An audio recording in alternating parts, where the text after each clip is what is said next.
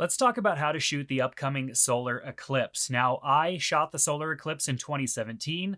I took a road trip with a friend of mine and a travel trailer, and we drove hundreds and hundreds of miles up to Prineville, Oregon, somewhere I'd never heard of before in my life, which was right on the path of totality. And it was kind of a last-minute trip, so there were some things that I wish that I had planned a little bit better. I'm going to talk about planning this as a trip because there's the path of totality that's going to come across the United States. It's going to happen really fast, and so it's going to be important that you have good placement and that you are located in a good spot. And so if you have a travel trailer or if you're thinking about renting one, there are good ways to find places. Definitely going to be packed in that area as it was where I was, but thankfully I had a spot, and the way you'll have a spot is by checking out the sponsor of this video, which is Harvest Host. Harvest Host is a site that allows you to find free locations to camp using your RV or small trailer, and it's absolutely fantastic because there are so many places available, and a lot of times they are very private.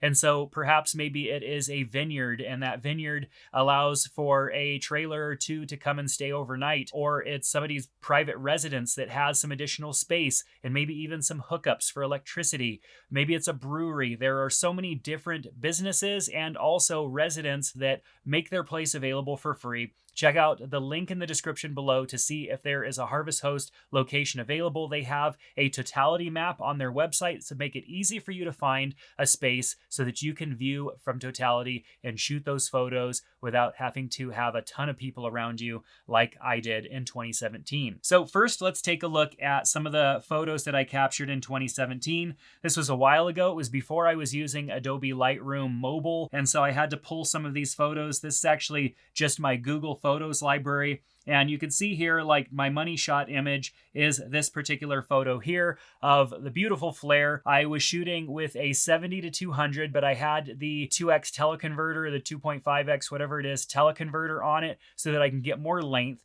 As I said, this was kind of a last-minute trip, and there were definitely no lenses available to rent that had a longer zoom range. So I did the best that I could with the lenses that I had. I also was unable to get my hands on a appropriate solar filter. So now I have solar filters, but at the time I did not have solar filters. So what did I do to make sure that I didn't burn a hole in the sensor on my camera? I had a set of Nisi filters, and I stacked ND filters on my camera until I had enough ND filters on the camera to the equivalent of a solar filter. And so I stacked a whole bunch of square filters on my camera so that I could protect it. And to be honest, it worked just fine. Definitely some things online said that I was probably still going to burn a hole in my camera, but I can guarantee that I did not. And I had two cameras running, and both cameras came out perfectly fine. I essentially had about 16 to 17 stops of ND, but this obviously has the UV IR cut as well, which adds that additional layer of protection. But this was the image that I was able to capture. And while I wish I didn't have to crop in as tight as I did to get this image and could have gotten more resolution out of it,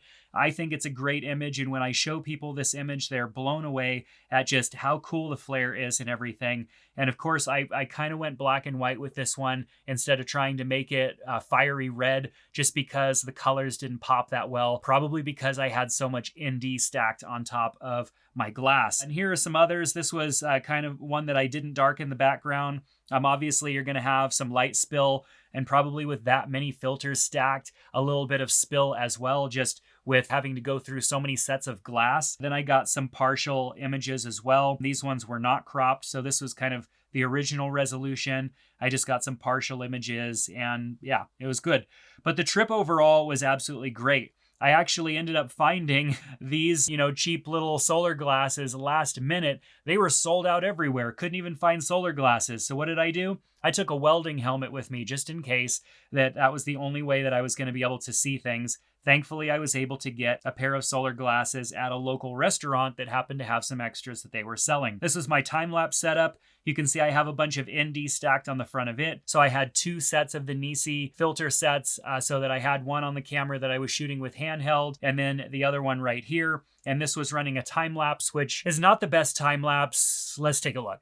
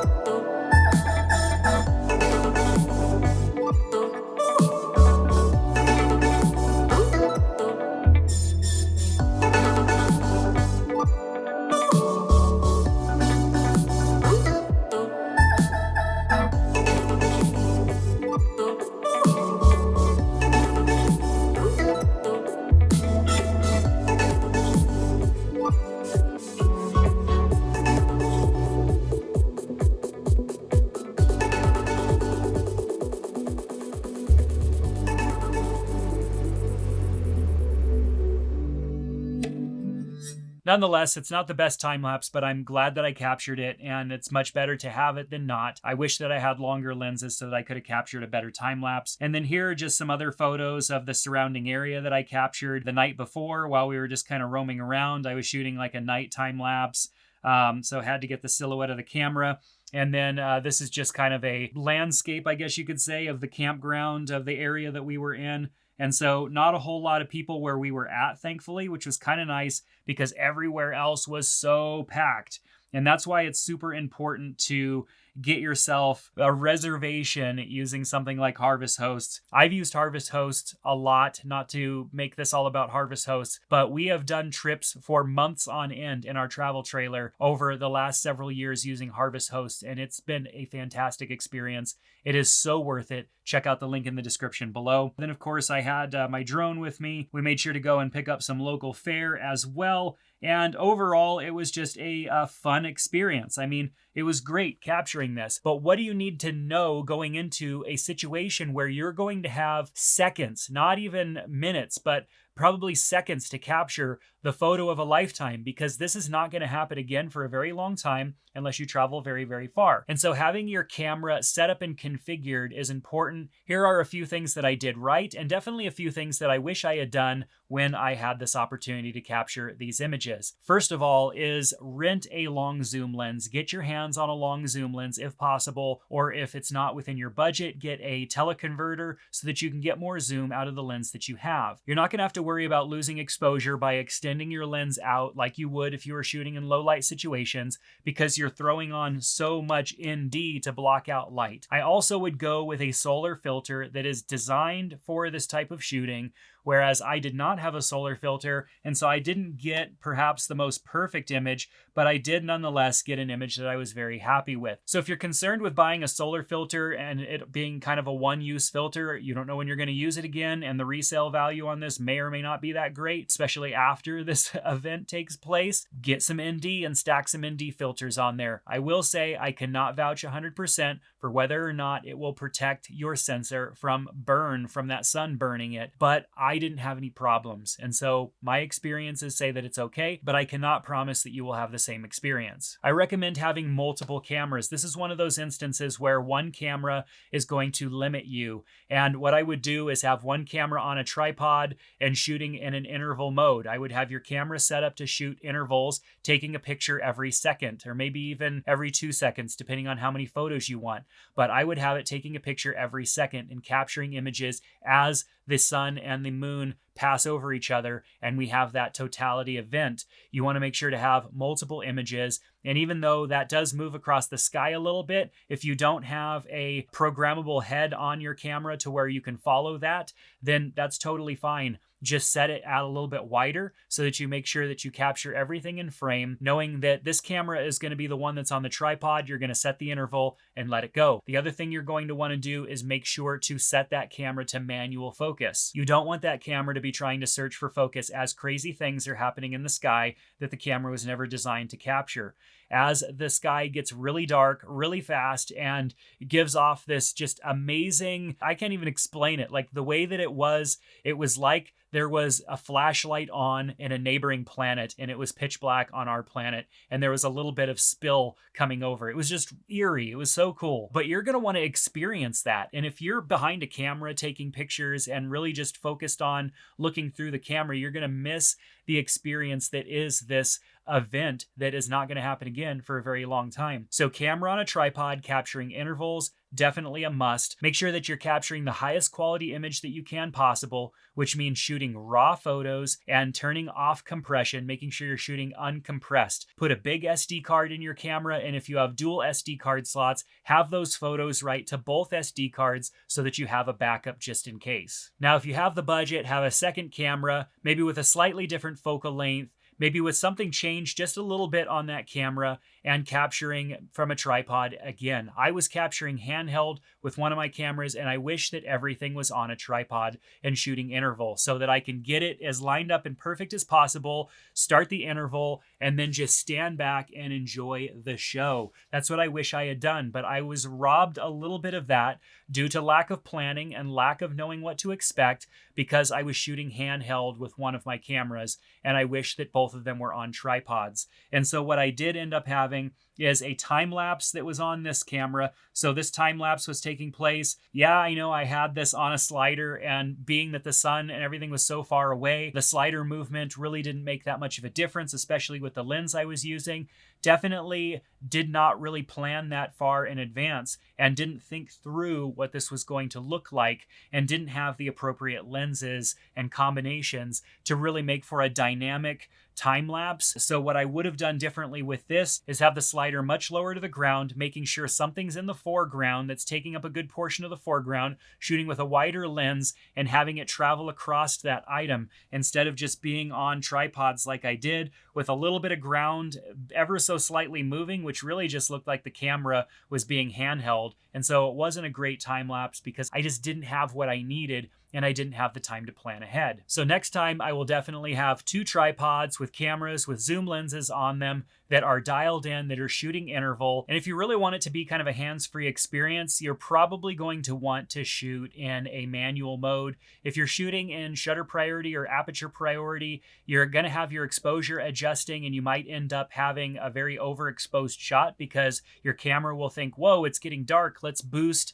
our exposure, and everything is going to be too bright, and you're going to have issues there. There might be a use case for shutter priority, perhaps setting a shutter speed that makes sense, locking down your ISO so ISO doesn't get out of control, and maybe leaving a little bit of wiggle room for aperture to adjust, but I really just don't know. I wouldn't want my camera to think, oh my goodness, it's getting dark, let's compensate by boosting the exposure, and then I end up having a blown out image during that last second. I definitely like having control over a situation that is happening really quickly, and that may mean making manual changes on your camera. But if my cameras are all set up and taking photos, and I'm monitoring them from the back, seeing what those photos look like as it's doing the interval, I can make little changes to my exposure by adjusting aperture or something like that along the way. So where should you start out with your camera settings? Well, you're going to be manually focused on almost infinity, or pretty much infinity. What I did was I looked through the camera. Of course, on the Sonys, when in manual focus, we get manual focus assist, which zooms in significantly.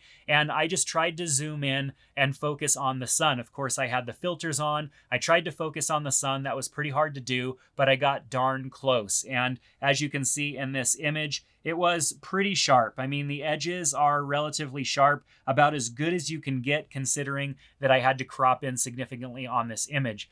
But you'll want to set your manual focus to infinity or darn near infinity, and utilize any focus assist features that you have on your camera to make sure that the sun is in focus. And then leave that camera be. Let it sit, don't bump it, don't move it, don't make any adjustments there. And you can get away with a pretty slow shutter speed. As you can see for this shot, I was shooting at 1/3 of a second at f/22. The reason that I was shooting at f/22 is because I wanted all of that depth of field just to make sure that my focus was okay. If I was shooting at f2 or f3 or f4 or something like that, the shallower depth of field, it's going to make it harder to focus on things. Even if that thing is way out in space, I wanted to have as much depth of field as possible. And I also wanted to be able to capture that flare. And I know when I want to capture the light just kind of spilling off of things like that, especially the sun or stars, I know that I need to go with a smaller aperture so that we get that effect. And so I was shooting at f/22, 1/3 of a second. I was at 388 millimeters, which I think was as far as I could get with that 2x teleconverter, and I was at ISO 800. And then, of course, I had a mile of ND stacked on the front of that camera lens, and I was able to capture that image. And so you're going to want to go with a slow shutter speed, and shutter priority can get you there. That shutter priority would work, but then if you had an ISO set to auto, that could fluctuate, and that might not be good. And your aperture could also fluctuate. I wanted my aperture to stay as small as possible, knowing that I could still adjust my shutter speed. If I'm at 1/3 of a second, I could definitely go much faster if I needed to limit the light. And so as the ambient light in the sky started to disappear, I'm looking at the back of my camera, seeing, is everything good? Do I need to make any changes? And I did not really need to make many changes once things started going. And so as we look at some of the details from some of these other images, you can see here I went up to 1/40th of a second and f11, and I was at 1250 ISO. I made some changes there. And as you can see, I was shooting at the time on the 7R Mark II, the A7R Mark II. And so that's a high resolution camera. I took that camera specifically so that I could get as much resolution as possible. This image here at 1/100th f5.6. And so you can see the difference here. Even though this is later in the eclipse, you can see here how much sharper the edges are on these. And as I made changes to my aperture, that effect changed. Obviously, the flare happens when everything is aligned perfectly. When they are right over the top of each other, that flare happens and then the flare disappears and then they start crossing over each other. Ambient light starts to come back into play. But if I had left my shutter speed slower and my aperture smaller, I would have had more of that effect on some of these other images as well. And that's something that I didn't really realize until after the fact. I was making changes thinking, oh, I need to make some adjustments here because ambient light is starting to come back into play. So I need to darken my exposure, making changes. What I probably should have done was just change the shutter speed and not messed with the aperture.